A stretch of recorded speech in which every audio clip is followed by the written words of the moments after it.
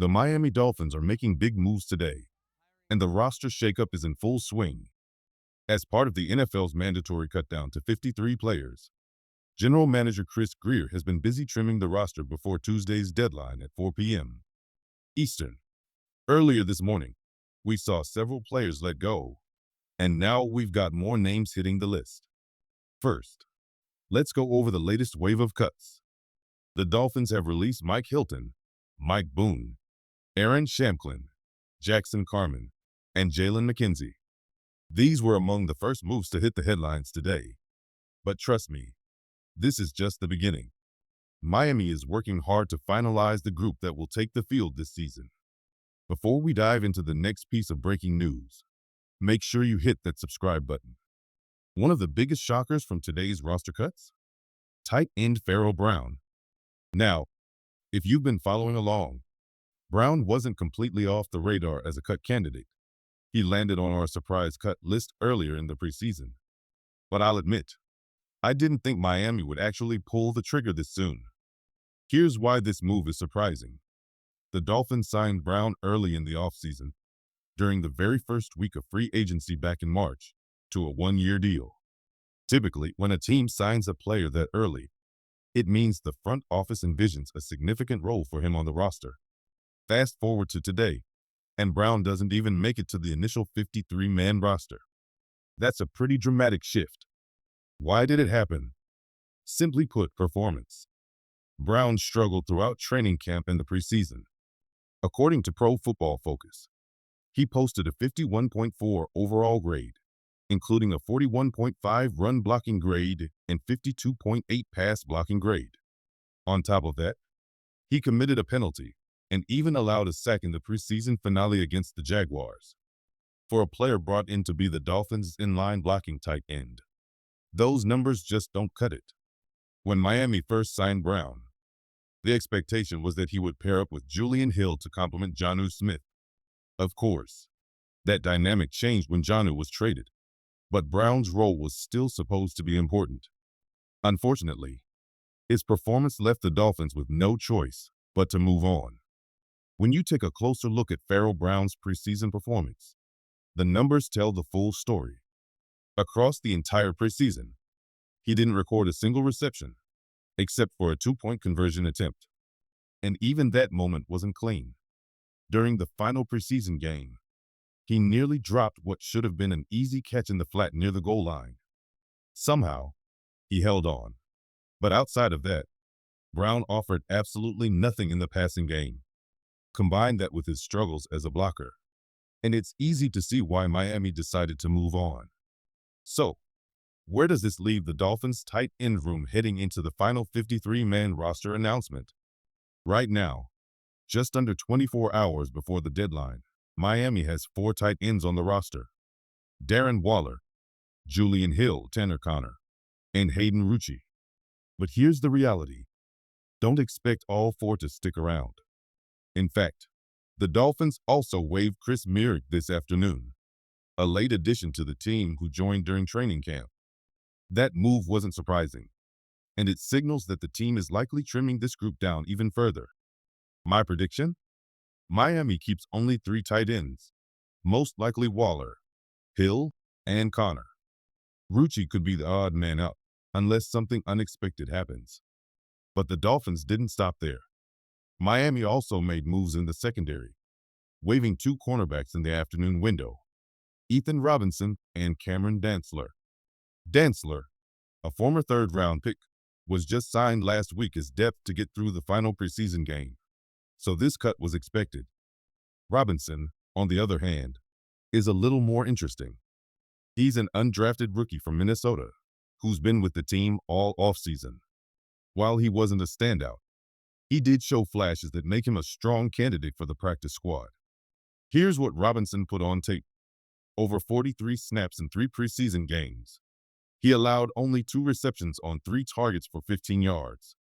He didn't register any pass breakups, but he did come away with an interception. He gave up 1 touchdown and finished with an opposing quarterback rating of 78.5. Those are respectable numbers for a rookie corner fighting for a spot, and they could earn him one of Miami's 17 practice squad slots. That interception by Ethan Robinson in the second preseason game against the Lions was a highlight moment. If you remember the play, Robinson came off the edge on a blitz, and as Hendon Hooker tried to fire a quick pass to the right, Robinson timed it perfectly. He jumped, got his hands up, and somehow snagged the ball within 5 yards of the quarterback. For an undrafted rookie, that was an impressive display of awareness and athleticism. But let's take a step back and look at the bigger picture. The Dolphins' cornerback depth chart is still in flux, and decisions are looming. Right now, the top three seem locked in with Storm Duck, Jack Jones, and Jason Marshall Jr. as your starters. Behind them, things get a bit more complicated. Ethan Bonner is in the mix, but dealing with an injury. Cam Smith, who's finally back healthy, brings some stability, while players like Cornell Armstrong and Isaiah Johnson are still fighting for their spots. Even B.J. Adams is hanging around as an interesting depth option. Here's the real question. How many corners will Miami keep? After moving on from Mike Hilton, it's clear the team is reshaping this room. Will they stick with just 5 corners? Or will they push for 6? If they go 6 deep, that likely means Bonner, Cam Smith, and possibly Armstrong stick around. But honestly, I wouldn't be shocked if Miami keeps only 4 and then plans to scoop up a veteran corner once all 32 teams announce their final roster cuts on Tuesday. That's something we've seen Chris Grier do before. Stay patient and strike when the waiver wire heats up. Now, shifting to the offensive side of the ball, the Dolphins made another move today, releasing undrafted rookie wide receiver A.J. Henning from Northwestern. This one isn't a shocker. Henning was a long shot to make the final 53 from the start. But here's what stood out. In the limited opportunities he had this preseason, Henning showed flashes that make him worth keeping on the radar. His speed, versatility, and ability to contribute in the return game are intriguing. For that reason, I think Miami strongly considers stashing him on the practice squad. Developmental players like Henning can be valuable insurance if injuries hit later in the season. Miami will almost certainly look to keep multiple wide receivers on the practice squad. And names like Andrew Armstrong and Theo Weiss Jr. are definitely in the conversation. But let's circle back to A.J. Henning because his preseason performance gives him an interesting case to stick around. Henning played 41 total snaps across the 3 preseason games against the Bears, Lions, and Jaguars. He finished with 3 catches for 34 yards, solid for the limited opportunities he had. What really makes him stand out, though, is his special teams value. With the ball in his hands, Henning showed flashes of explosiveness. Is he on the same level as a Malik Washington or D. Eskridge in terms of pure electricity? Probably not. But there's no denying he brought some juice when given the chance. Even with that issue, Henning's upside is clear. If Miami ends up dedicating 3 practice squad spots to wide receivers, I think Henning deserves strong consideration alongside Theo Weiss Jr. and Andrew Armstrong, assuming none of them get claimed by another team. For now, Henning feels like the type of player you stash, develop, and keep ready in case injuries hit during the season. Miami's roster shakeup didn't stop with the skill positions.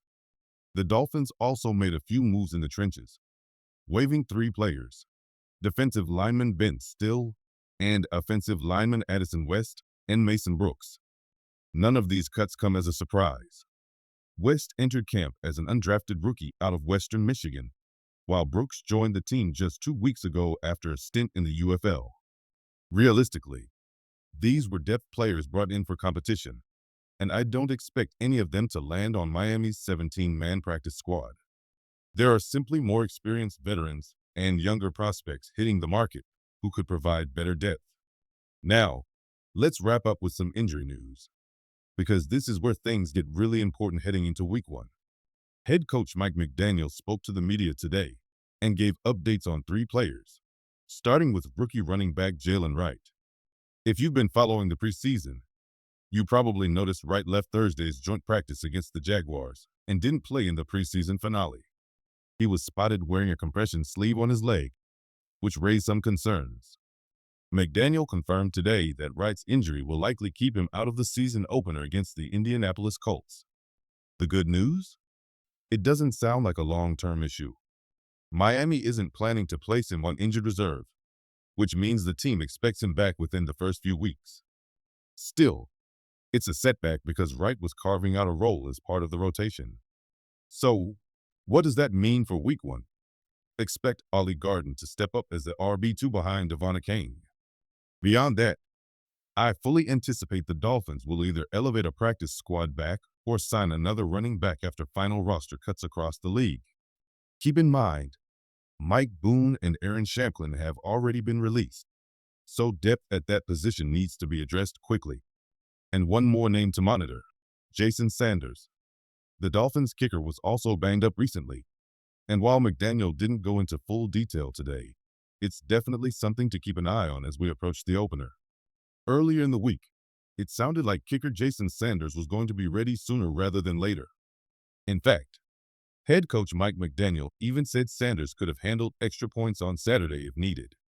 But today, the outlook changed dramatically. According to reports, Sanders is dealing with a hip injury and is now expected to miss 4 to 5 weeks. What does that timeline really mean? The report didn't clarify whether that's 4 to 5 weeks from now or into the regular season. But reading between the lines, it likely starts now. That would put Sanders on track to return around Week 4 against the Jets, which is actually good news for Miami. If that projection holds, the Dolphins won't have to put Sanders on injured reserve to start the season. That's a huge advantage because it frees up those 2 short-term IR designations for other positions while still keeping Sanders available for a midseason return. Here's how I see this playing out. The Dolphins will likely use practice squad elevations for the first 3 weeks to cover the kicking duties, then activate Sanders for Week 4. It's not ideal, but it's a manageable solution without sacrificing roster flexibility. The final injury update today involves right tackle Austin Jackson. He's been out for the past 2 to 3 weeks with a lower body injury, and naturally, that raised concerns about his availability for Week 1. But McDaniel doubled, tripled, and even quadrupled down on his stance today. Barring any setbacks, Jackson will be ready to go for the opener against the Colts. That's massive news for the Dolphins' offensive line, because Jackson is the projected starter at right tackle and is a clear upgrade over Larry Borom, the current top backup. If everything holds, Miami's Week 1 offensive line should look like this from left to right: Paul, Savinia, Brewer, James Daniels, and Austin Jackson. That's the group the Dolphins are counting on to protect Tua and set the tone against Indianapolis.